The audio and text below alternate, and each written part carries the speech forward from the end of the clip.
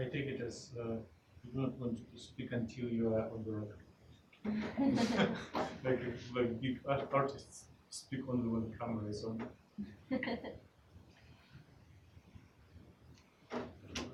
So the goal.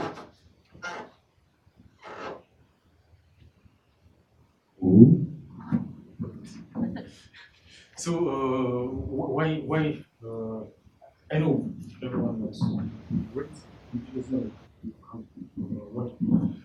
What do we get from the course? Which specific knowledge? What is your understanding by today? The other day, we talked about like categorizing. It's more about like understanding like two things and different things and how they work and stuff. Okay. Okay. And okay, categorizing. But what is the connection between this course and the rest of chemistry or rest of technology? How are you going to synthesize it? Okay, so we have no synthesis. Are you going to characterize anything? Potentially, theoretically. Yeah. There will be no wet labs if you go on the computer modeling, but we are getting concepts sufficient to understand how the materials and molecules are characterized. Okay? Now, what is the problem? Why you can't just form as an unexperienced user, just approach the instrument, push the button, and get the characterization? Slightly complicated. It's not so that complicated. If you do not have ambitions higher than like technician, then it's fine. There are user-friendly instruments. But if you want to go about and design new things, or if you want to survive in a competitive environment, it's better to get an understanding of how this calculation tools work.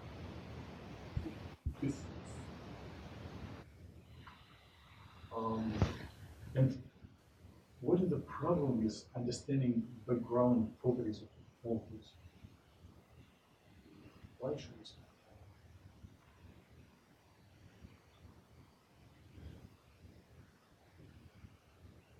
Is it maybe we are wasting time and you can have enough knowledge to predict look at chemical structure of the molecule and tell, oh, I know it will be green color. Maybe. Why? What's the problem?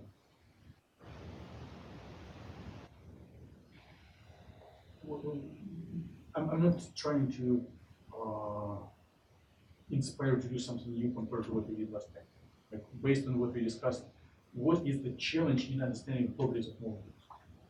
Why it is challenge for human intuition? Why it involves math? Why it is generally complicated subject, deserving special. Outcomes for different things.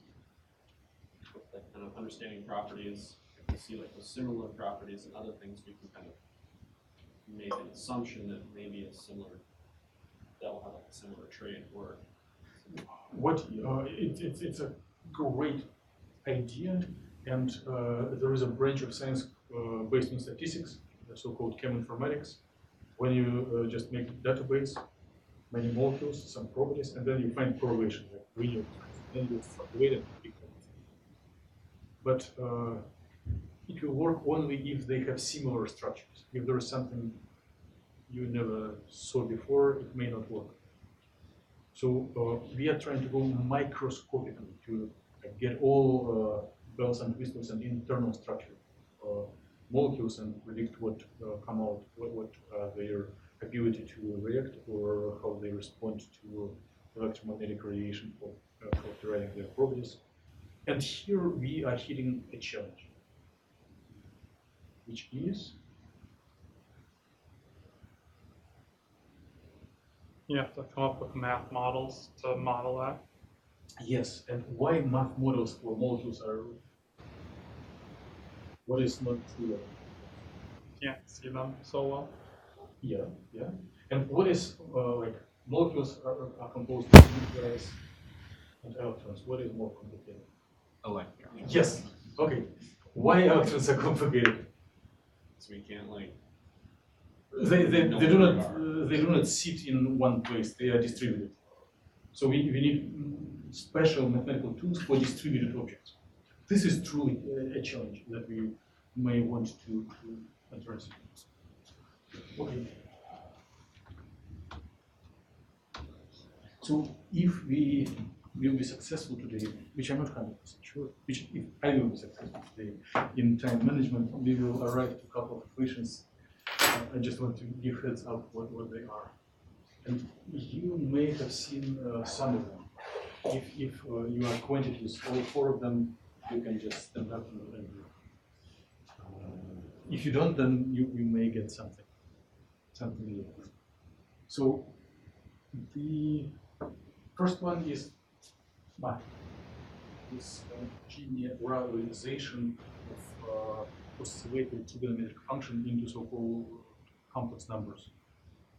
If you did have obvious, then you may decide to take it later, if you consider it fun. This will be no use of this formula for practical issues, but it will be philosophically main cornerstone. Just wave behind all these guys from the beginning of the 20th century, the Royal War. This is also a question that goes a little above from what we need in this course. It is a favorite equation of Richard Feynman, who contributed to this. Could you move your mic up just a little bit? I thought it would work without mic anyway. I think that's better. Okay. So this is a question how to predict future.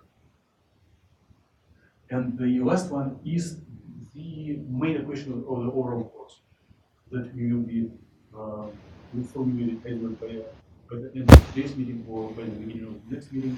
And we will be solving this equation for the rest of the course. It's truly an equation that many of you have already seen at different occasions.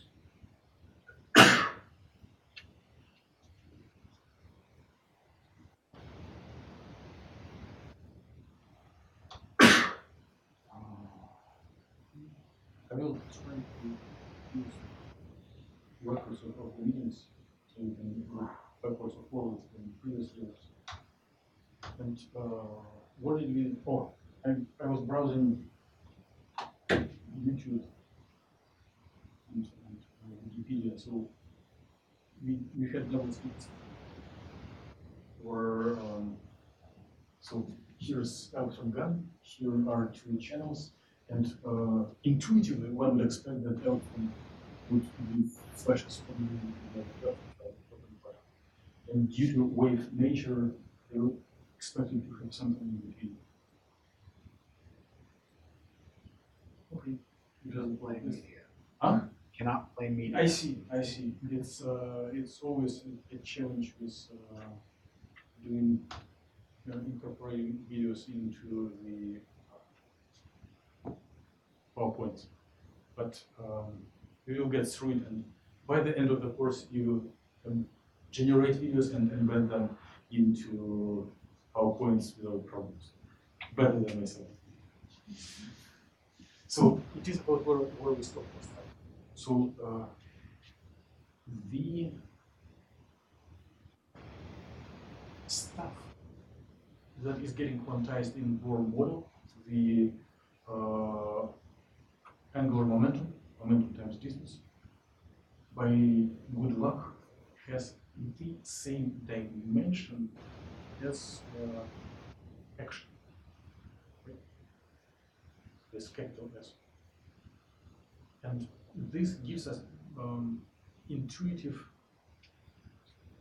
ability to make a guess that Bohr models tells that only such trajectories where this product of momentum times distance gets to integer number, only such orbitals are allowed, right?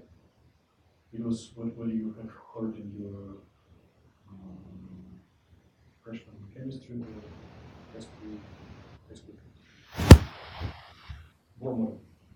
Orbitals were this angular momentum is trying to challenge ourselves with questions like why this waves oscillate, what is oscillating, what is going on as soon as we move along this trajectory. And through this analysis of dimensions, we can establish analogy and assume that this moves along this orbital trajectory, it accumulates action. And action, you remember, is stuff that everyone wants to minimize. Everyone, but not conscious humans, but objects, ions. And it is formulated as kinetic energy. If kinetic energy is minimal and potential energy is maximum, it's 20%, for example, we do not move, I fall down in the software. Principle of twist action.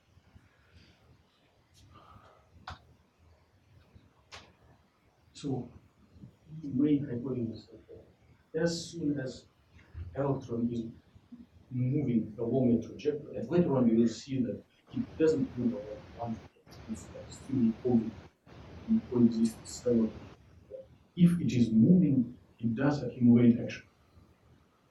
And there is a hypothesis that this action will directly affect phase of the oscillations.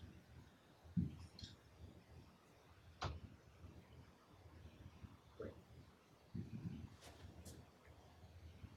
This is momentum action. And they are both divided by Planck constant, which has the same dimension. You will not memorize its value. It's like 6 to the power minus 10 minus 34 joules times seconds, something like that. Okay, so it was attempt to recall and now something new. What is phase?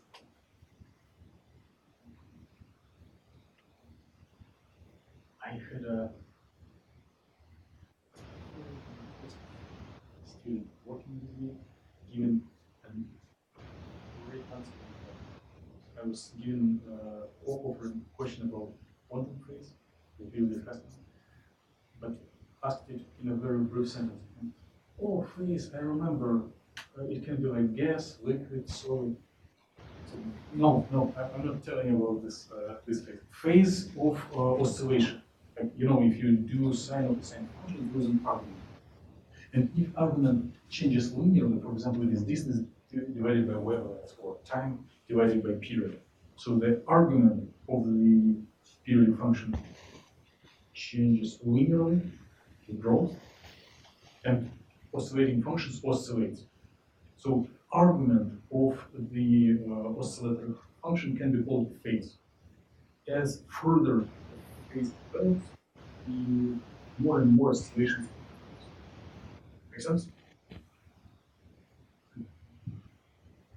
So, based on all this philosophical discussion, there are more orbits. Something was oscillating, and the higher the momentum, more oscillations form. This would fit perfectly into a hypothesis that action divided by Planck constant will be phase of this cassette. So the larger the more oscillations are happening. Rice or pork, digest it. Then I will tell that it is a hit. So the life would be too easy if electrons would just follow side laws. The situation is a little bit more complicated. And before we go forward, I need to give you first 5 minutes of the complex calculus. Lift hands if you ever took complex calculus. Complex doesn't mean that it is so complicated. It's complex, it is a term.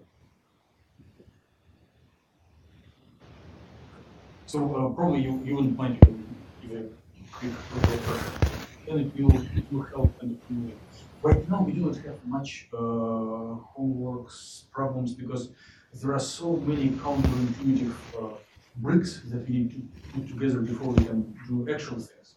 So it is more philosophical work. Later on we will go to regular studies and all other courses like piece of material.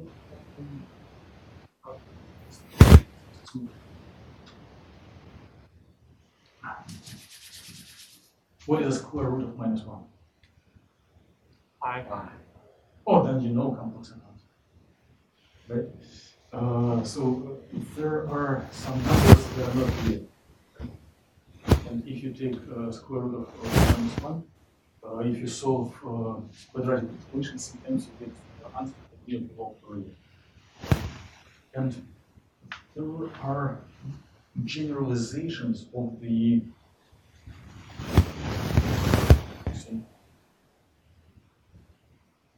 numbers, right? There are several classes: natural numbers, number of apples, integer numbers, and real numbers when you divide something, or if you divide part of that you do less than 1 but more than 0, right? And we don't care much, but professional mathematicians do. And there is a next layer. If we come to sets of problems when we need to solve quadratic equations where answers can be unreal. And generally, the complex number is the summation of real and unreal. Okay? Was a big surprise for you. No surprise. Good. I'm so good. You are well prepared. So, in some sense, the complex number is two-dimensional vector.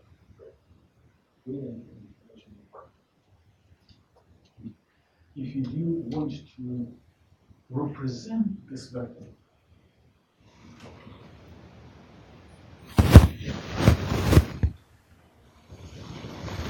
so you can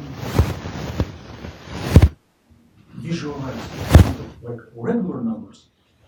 It's just a point on a line, right? Bigger or smaller. But for complex numbers, one line is not sufficient. You need a plane. And one axis is a real part and another imaginary. So you can tell that my complex number is a vector going from origin to source each imaginary where c equals x plus imaginary I plus 1. Right? So it is Cartesian representation of a complex number.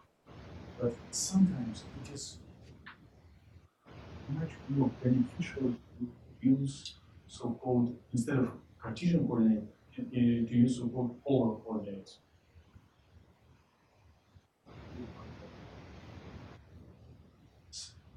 Give me a sign if you didn't. So everyone is proficient in polar coordinates.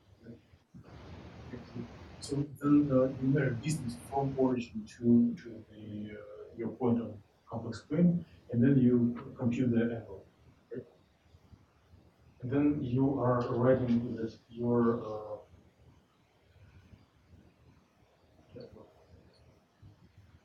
then the distance, the radius will be just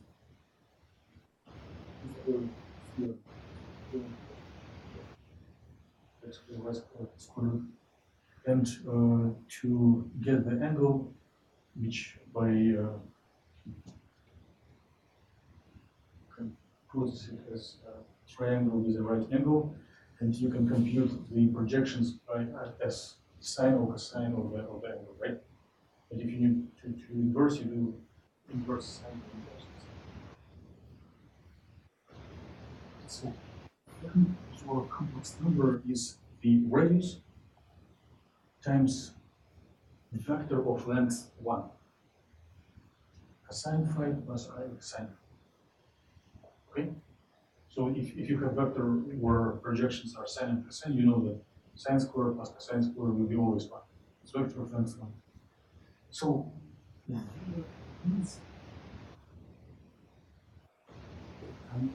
abbreviation to summarize this equation in much shorter notation. There is a convention how to make a shorthand notation for this polar coordinate. Anyone wants to suggest or to help me? How can they report this writing in a shorter way?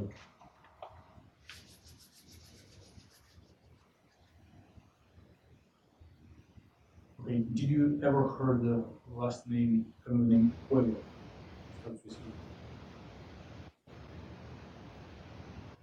Okay, if you heard the name Euler, please suggest what should I write here? E to the I5. Excellent. So it is a convention to abbreviate this writing in this form. So if you write exponential into the power imaginary times angle, it means that it is cosine plus imaginary times sine. I'm super lazy and laid back, but I would try my best to offer a little homework to practice this equation, because it makes life easier way. So this stuff is called Euler equation. You got it. Trade. So we are ready to go to further generalization of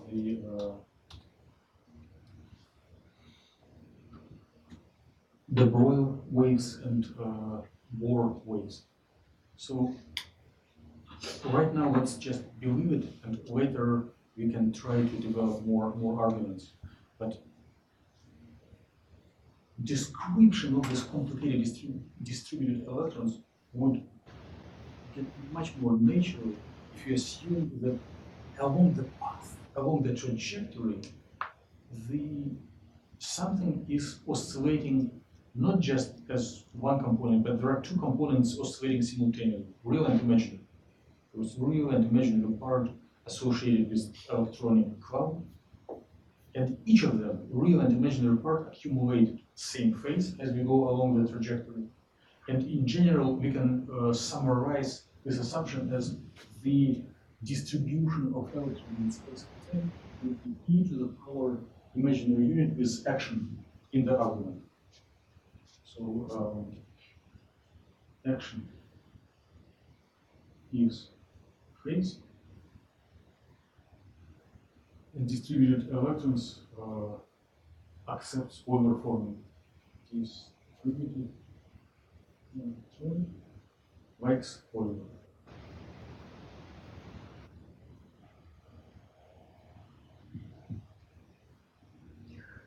This is, I wouldn't say last, but it is a very appropriate time to raise your hand and protest if this saying offends your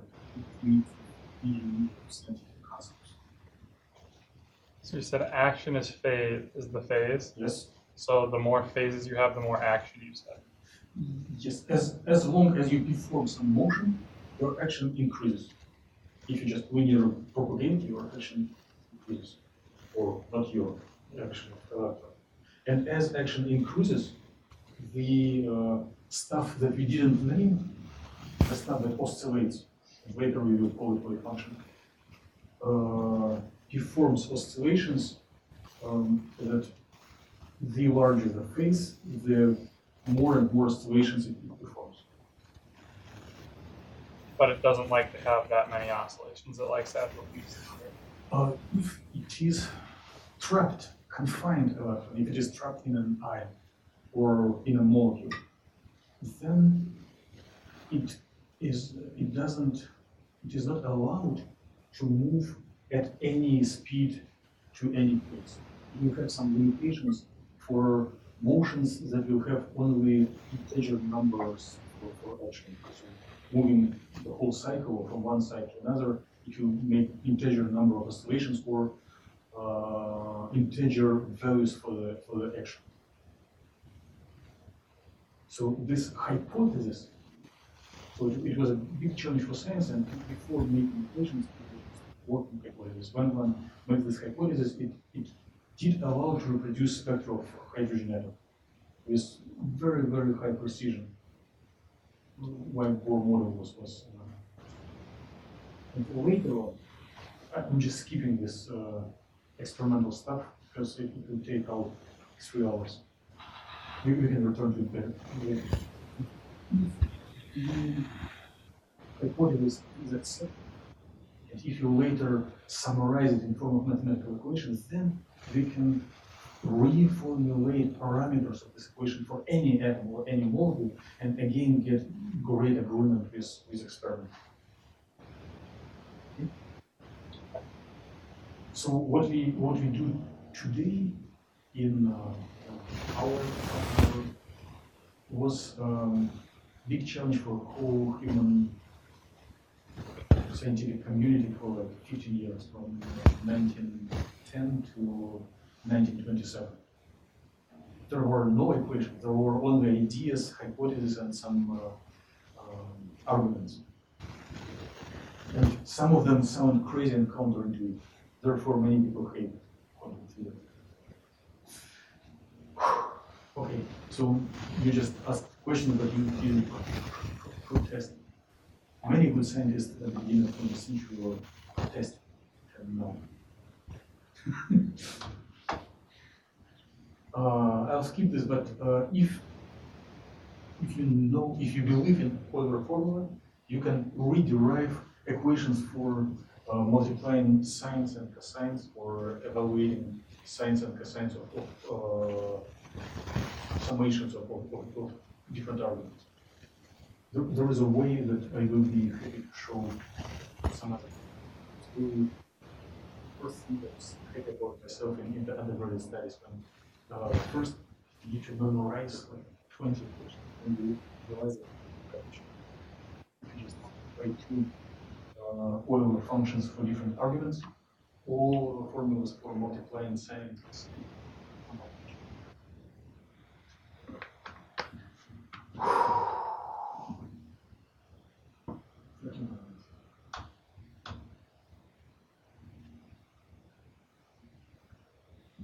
Okay, so just relax half a minute, write your impressions or summarize.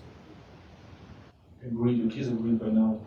Because I'm not telling that we are going to switch gears. We will be in the same direction, but we will go to more detailed goals and more, let's say, we are coming from philosophical discussions to more rigorous math. Please do not be scared. I will try my best effort to avoid mathematical derivations and boring solving problems. But at least at each step, we need to formulate problems on a mathematical language. This is unavoidable. For example, if you go to like industry, academia, you can hire experts in any area. But even if you have some, you need to formulate problems. And if you hire a mathematician, you need to formulate problem on a mathematical language. So it is an absolute minimum that we cannot avoid. So we can skip solving if possible, but we cannot skip formulating. So suppose everyone started to believe that something was swaying, and this something is exponential of imaginary phase that is equal to the action. So it's distributed electronic crowds oscillate in space, and it is associated with action. No one in chemical audience would object against SPD orbitals. So suppose we have a molecule. We do have electronic orbital which is maybe superposition with SPD orbitals, but then this molecule is experiencing heating or radiation by laser or collision with other molecules. And we ask ourselves, how this distribution of electronic clouds will change in time if the molecule is driven away from equilibrium.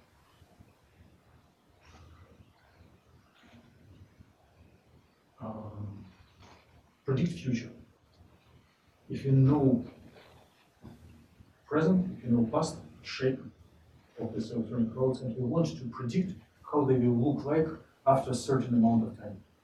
So you want to predict future of a electron, to be more specific and narrow. So make a pause, then make a pause. The goal is to predict future.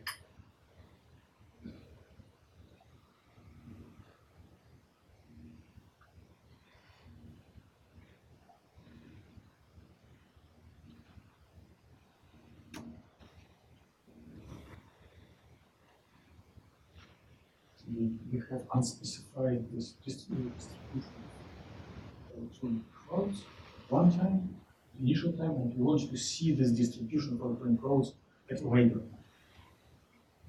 This is a really good problem to pose and to formulate in mathematical language.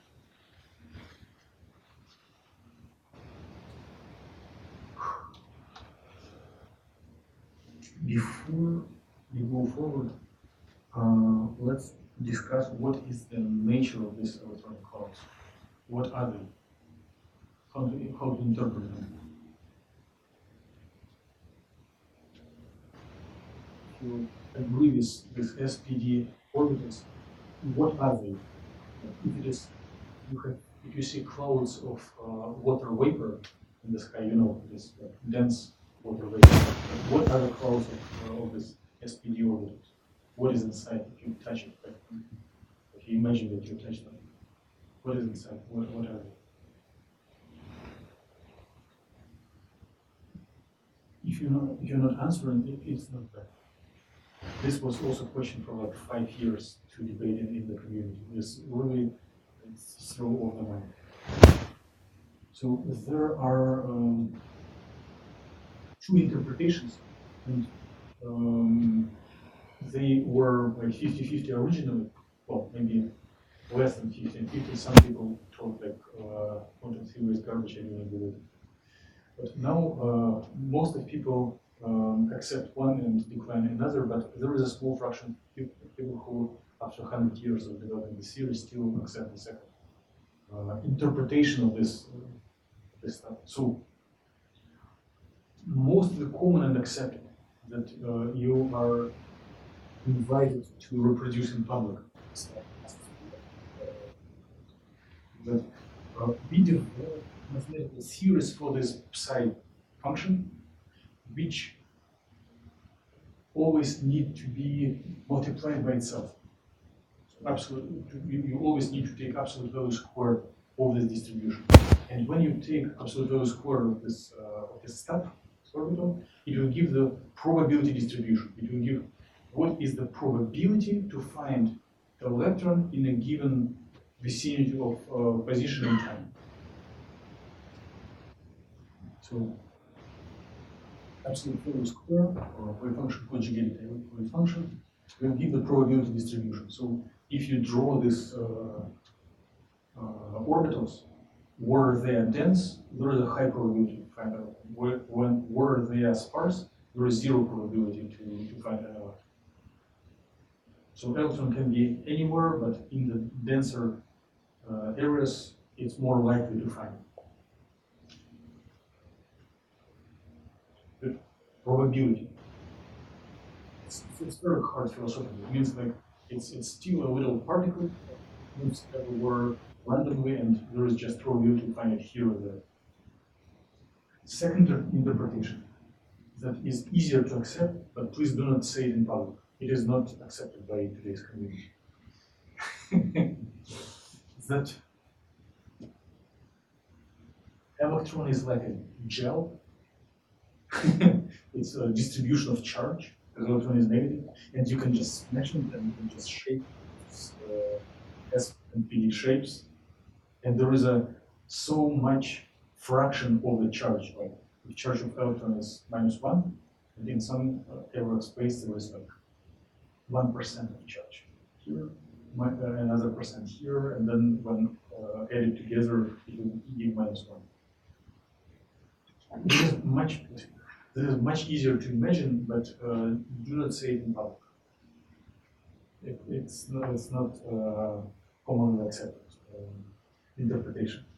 But right now, we speak a little bit more precisely. So we are dealing with imaginary functions, which always needs to be taken squarable, and it gives probability of finding an electron. So we are developing equations for probability distributions of electrons at past, present, and future.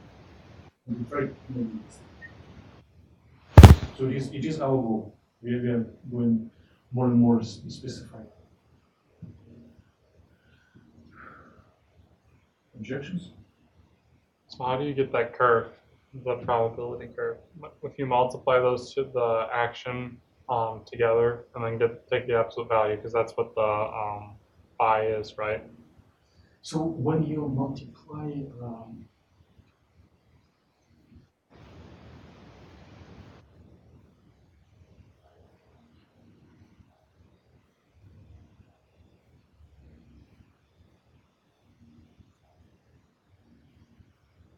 you will get just one.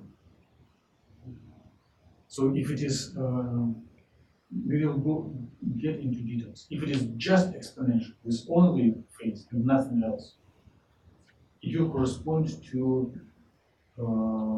electron in a universe where there is nothing else. Universe consisting of one electron orbital. Space and electron, it moves. And then when we find probability distribution of this one electron in the universe, it will be, so we need to normalize it, it will be equally distributed everywhere. Third one. So if there is an unconfined space, it will be homogeneous probability to find it everywhere. But there are additional factors to this functional form that I'm skipping to get going. Okay? Okay. And this image is this factors. Yes? On the last slide, what is the asterisk for? Integration. So if you have z equals x, right? And z star will be x minus 1. So swap sign in front of imaginary part. And if you draw it in the complex plane, it means mirror reflection along x-axis. Changes the facing different side. So complex conjugation.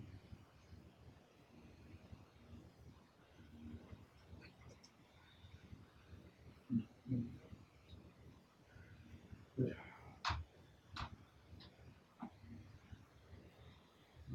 We can interpret the function, and now we need to predict the future. So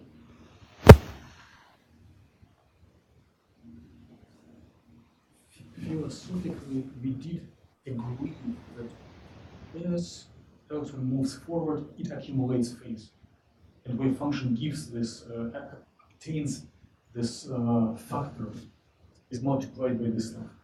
So right now, I'm yet very far from rigorous derivations, but we approach it. So suppose we have initial distribution, and we want to see how it will change with time.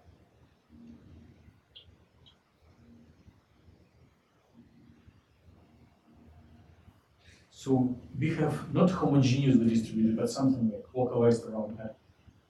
And then we let it go. And we see how the phase and the situations will develop. So there is again, hypothesis. We are only in philosophical space of hypothesis. Later on, it will be more rigorous.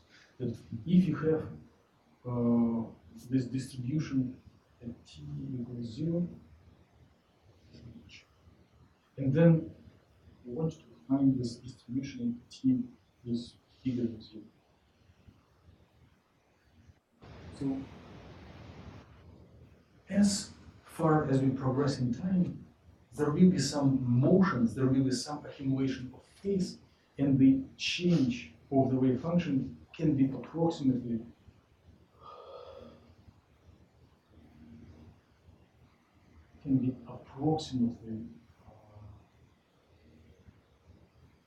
taken into account as multiplication of the initial wave function by this oscillating exponentially with the action corresponding to average trajectory, how the center of this distribution of electrons is moving.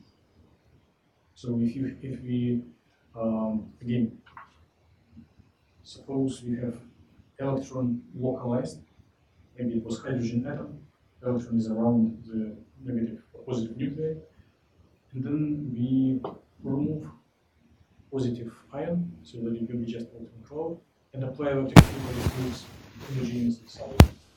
As far as it will move forward, it will accumulate phase and start oscillating. And these oscillations can be described by multiplying original wave function by exponential with this oscillatory phase, or phase is computed for given for the trajectory that this electron is following. Is that an S or is that an integral? S.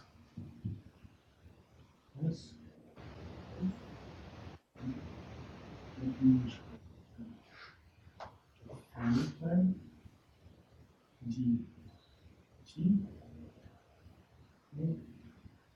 of x of t. So we need trajectory, and then at each point of trajectory we compute kinetic and potential energy, and we integrate it. So the dimension of action is energy times time. I just didn't know if that was an integral from 1 to 1 or if that was S. It was S.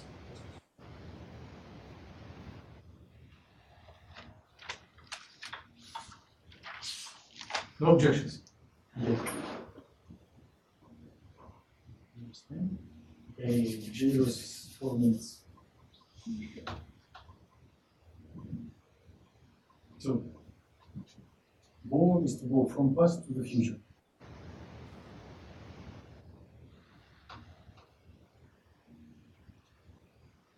Now,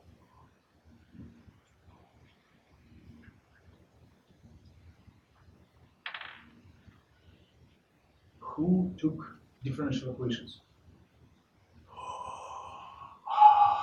It's my favorite class. Good. So you know that differential equations can be solved analytically by pen and paper if they're simple. If they're complicated, you solve them in a computerized way. So you represent derivatives in finite differences and you propagate them step by step, right? Natural idea. So let's represent this integral as a summation of finite differences for different intervals of time. Okay? So integral is summation of many terms at different points of time.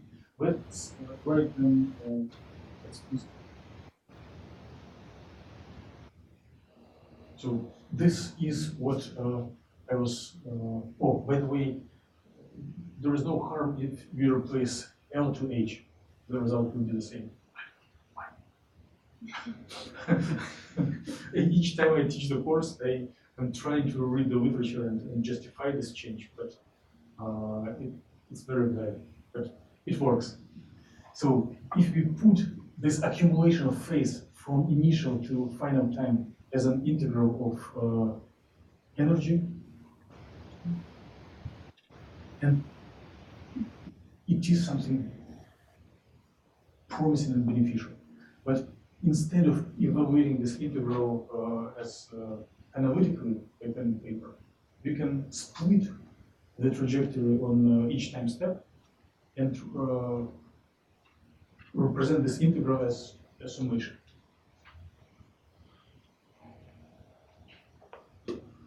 And I will write it down. So this is our integral dt, and we can rewrite it as e over h at time 0 times all factors minus I times e minus I over h bar Hamiltonian at time 1 times e to the power h t2, which is the same as exponential to the power bar h1 dt plus h2 dt plus h3 dt and so forth. Right? Good. So these two writings are equivalent. You can do exponential with summation. In the power of exponential, or you can split the summation on the products, right? You agree? Then each of these little things will independently work as a little accumulation of phase at each portion of trajectory. So this will be evolution. It will be change of the function from time 0 to time 1. This will be evolution from time 1 to time 2, and so forth.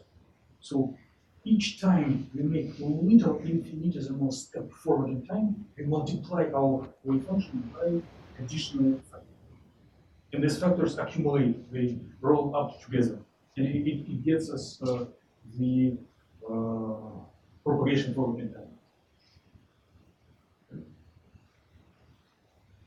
So if you have wave function at 0, you multiply it by first propagation, you get propagation in time 1. Then you multiply it by second propagation, you get wave function at time 2. Make sense? Multiply again and again and get from the past to the future. So initial wave function, first propagation, second propagation, and then you finally get the prediction of the future. So we are not yet in the position to solve true problems, but we have general idea how to predict future for if we know distribution of this wave function at initial, and we know Hamiltonian, we know trajectory, we kind of can predict what will be in the past if we practice all these things in a numerical or analytical way. Okay, I think I'm over time, and let's. I know where we stop. Let me show my favorite slide. Yes. Is there a lab today? No. Let's keep it for until after Labor Day. Okay. We'll accumulate a little more page from your problems. So, end of the lecture. Meeting is dismissed. I'll stay here if anyone wants to ask questions.